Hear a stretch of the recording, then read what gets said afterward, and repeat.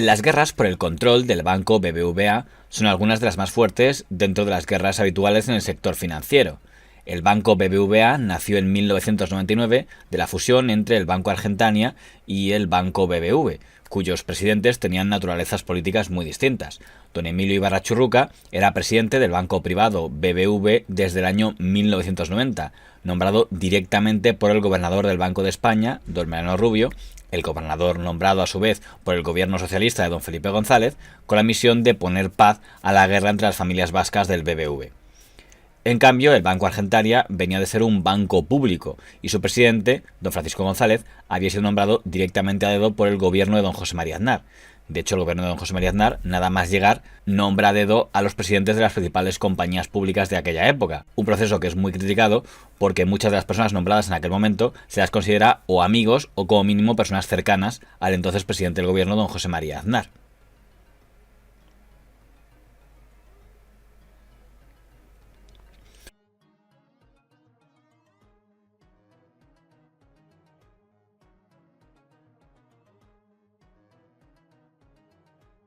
Yo no tengo compromisos con nadie, ni de carácter personal ni de carácter político. 11 personas nombradas por Aznar manejan 2 de cada 3 acciones que cotizan en bolsa. Se quieren quedar con todo. Cuando se produce la fusión entre el BBV y Argentaria para crear el BBVA, con la idea de que compita contra el Banco Santander, se escoge un modelo de 2 copresidentes, don Francisco González y don Emilio Ibarra, en teoría con el mismo poder ejecutivo. Pero muy pronto las nuevas relaciones entre ambos serán públicas. Y se plantea muy pronto la fusión con el BBV, que da lugar al BBVA. Yo creo que los términos de aquella fusión no se pactaron bien, pero yo diría al cabo de un año, año y pico, muy pronto, el BBV, que era el gran banco español de aquel momento, que insisto, se había fusionado con una Argentaria potente, pero que era menos importante, que tenía menor representación en aquel consejo, por lo tanto estaba en minoría, Y ya a partir del año 2000 se habla de que hay una guerra interna en el BBVA entre el señor González y el señor Ibarra. Esta guerra acaba abruptamente cuando el Banco de España, en este caso el Banco de España del Partido Popular con don Jaime Caruana, detecta que el banco BBV tenía una serie de fondos secretos para que pudieran disponer de él los directivos del BBV. Nunca quedó claro el motivo de esos fondos secretos del BBV, pero una de las versiones que se creía era que era un fondo especial creado por los directivos del BBV para que si alguno de ellos era secuestrado por ETA pudiera pagar el rescate y no le pasara como a don Javier Ibarra Bergué, accionista del BBV, asesinado en 1977 porque su familia no pudo reunir el dinero suficiente para pagar el rescate de ETA. Algo que enfureció a los hijos de don Javier de Ibarra, que no olvidaban que su primo, don Emilio Ibarra Churruca, el presidente del BBV, no les había concedido ningún crédito durante el secuestro, argumentando que a los secuestrados no se les pueden conceder créditos. El juez de la Audiencia Nacional, don Baltasar Garzón, abrió un proceso y procesó a la cúpula del BBV. La Audiencia Nacional ha condenado a 6 meses de prisión al ex copresidente del BBVA, a Emilio Ibarra, y ha exculpado a los otros 4 antiguos ejecutivos del banco, también inculpados por el caso de las pensiones que abrió el antiguo Banco Bilbao Vizcaya. Durante todo aquel procedimiento, los medios de comunicación considerados afines al Partido Popular, el diario El Mundo y el diario ABC, se posicionaron en contra de don Emilio Ibarra. Especialmente llamativo es que lo hiciera el ABC, porque el ABC en aquella época había sido adquirido por el Grupo Vocento, del que don Emilio Ibarra era uno de los principales accionistas. Don Emilio Ibarra nunca perdonaría ni al entonces director de ABC, don José Antonio Zarzalejos, ni al entonces consejero delegado de Vocento, que era el señor Bergareche, que se hubieran posicionado, entre comillas, a favor de don Francisco González en lugar de a favor de él. El llamado caso BBV era su forma de vengarse o de, digamos, responder a lo que él entendía un apoyo pues poco entusiasta por parte del grupo Correo. La salida del señor Ibarra, consecuencias en el grupo. O sea, la salida, ese hipotético enfrentamiento, si es que lo hubo. A mí no me consta, no me parece. Yo no lo ligo lo uno al otro, pero sí es verdad que los gobiernos en general, cuando han estado en el poder, nunca les ha gustado que nosotros estuviéramos, porque no cambiábamos cromos con los políticos. El caso del BBVA, o el caso de BBV, mejor dicho. Sí. O sea, cuando hay una aparente guerra entre los dos presidentes del BBV, uno de los cuales está estrechamente ligado al grupo Vocento, que es el señor Ibarra. No, estrechamente ligado es que es un accionista muy importante, claro. Y parece que el grupo ABC, si no se pone de parte de la otra parte en la guerra, es decir, el señor González, por lo menos no se pone de parte del señor Ibarra. Y eso puede ser un factor que influyera en un distanciamiento del sector Ibarra con Vergaleche y Zarzalejos, que son los responsables de Noticias NBC. Eso básicamente es cierto, pero requiere de algunas matizaciones muy importantes.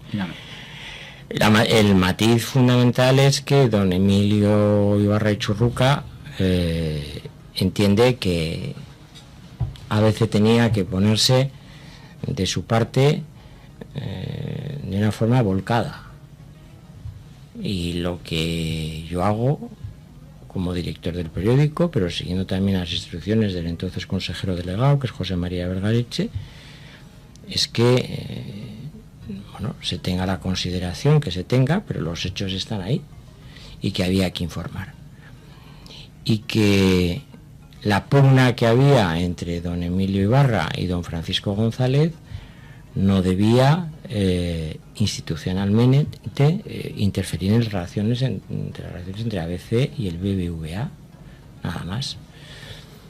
Lo que pasa es que eso no lo entendió el señor Ibarra, ¿no? Y poco menos que creyó, y lo llegó a escribir, que la relación de ABC pues no sé, comía de la mano del señor González, lo que era completamente incierto, ¿no? Fue una desafortunada... Decía que Francisco González era Rodrigo Rato y por tanto... Sí, eso fue una desafortunada interpretación del señor Ibarra. ¿A usted como presidente le contactó el señor Ibarra o alguien le dijo, oye, defiéndenos más o ante aquello? Pues básicamente sí, sé que hablé con Emilio me llamó una vez desde el banco, pues que estoy muy triste, Nemesio, tal, no sé qué. Que el BBV tuviera unas cuentas opacas en Suiza o donde fuera, pues, a mí no me parecía nada bien. Entonces tampoco me parecía que había que tener una posición de defensa numantina. ¿Eso para qué era? Para comprar la seguridad de... Por ETA y tal.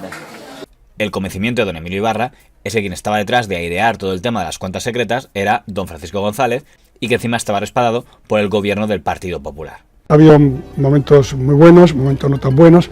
Los momentos malos en general han estado siempre asociados o a malas prácticas o a corrupción. Algunas malas prácticas dentro del banco, estoy hablando de las cuentas secretas, eso ha sido un punto claramente muy importante en la historia del banco. Para mí fue un shock cuando de repente nos encontramos con ese problema. El banco estuvo a punto de colapsar. Gracias a Dios se tomaron las decisiones que había que tomar para que eliminar esas malas prácticas. A punto de colapsar. Gracias a Dios se tomaron las decisiones que había que tomar para que eliminar esas malas prácticas. Se dice que la CIA norteamericana detecta que el BBV ha abonado algún dinero al gobierno de Venezuela, a Chávez. Y en ese momento el Ministerio del Interior, la sospecha que tiene es que esos fondos que han servido para pagar mordidas al gobierno de Venezuela pueden haber servido también para pagar a él. Hubo un incidente en relación con unas cuentas que habían aparecido fuera de España y se utilizó aquello que años después los tribunales dijeron que no tenía ningún elemento delictivo, se utilizó aquello para forzar de una manera, yo diría, poco leal la división de una gran parte de los consejeros del BBV, procedentes del BBV.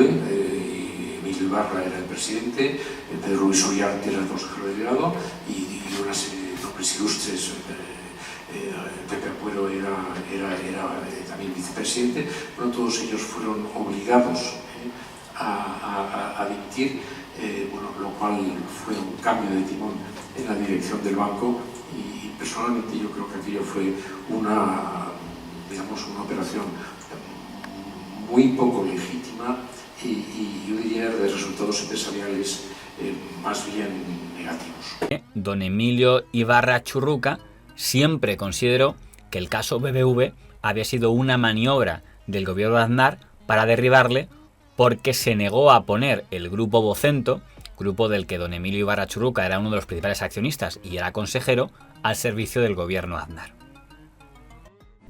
Tales cuentas, como el resto del balance del BBVA, estaban auditadas. Las instituciones y las personas que deberían de haber llevado la racionalidad y por tanto la calma a la opinión y al mercado guardaron un estruendoso silencio que acabó por resultar mucho más significativo que la algaraba periodística. ¿Quién ordenó el silencio? ¿Quién fue el motor de tan universal omertá? Y la pregunta, claro, se encuentra en saber quién movió los mecanismos para desalojar de la presidencia del BBVA y someterle al escarnio público. Dado que Ibarra es inocente, otros deben de ser culpables de lo que ha pasado. Además, que el gobernador de la época, Jaime Caruana, tuviera confianza con dirigentes económicos del PP, pues permite sospechar que esa pasividad del Banco de España al no salir en defensa de una gran institución y de sus directivos, pues pudo tener ciertas connotaciones políticas. Sería casualidad, pero ese gobernador del Banco de España, después de dejar ese cargo, acabaría trabajando como consejero del banco BBVA, nombrado por don Francisco González. Lo que tenía José María Aznar, desde mi punto de vista, interés en que se fuera Emilio Ibarra, porque Emilio Ibarra había tenido para la concepción de Aznar una posición insuficientemente incondicional. Le pidió a Ibarra que montara ese proyecto antiprisa, dijo que por qué no hablaba con el gerente, ¿no? De correo. Paco Cascos, que era el vicepresidente, pero qué cojones, hay que hablar el presidente, hablar con un gerente, ¿verdad? Eso, digamos, en el orgullo de Aznar es el hombre que ni olvida ni perdona. Todo aquel caso, el llamado caso BBV, era su forma de... En el Consejo de Administración del Grupo Vocento, durante la investigación, se decidió la destitución de don Emilio Ibarra Churruca como consejero del Grupo Vocento, algo que fue decidido por la familia Vergareche, la familia Ibarra y la familia Echevarría Busquet. Aunque eso no significó que los Ibarra Churruca perdieran su influencia en el Consejo de Administración, entre otras cosas porque seguía siendo presidente el hermano de don Emilio, don Santiago Ibarra Churruca, aunque fuera una presidencia no ejecutiva, y porque también estaba su hijo, don Ignacio Ibarra Aznar. Probablemente ahí se sembraron las semillas de lo que luego sería la guerra civil del Grupo Vocento a partir del año 2008. Lo siento, pero no tengo nada que decir.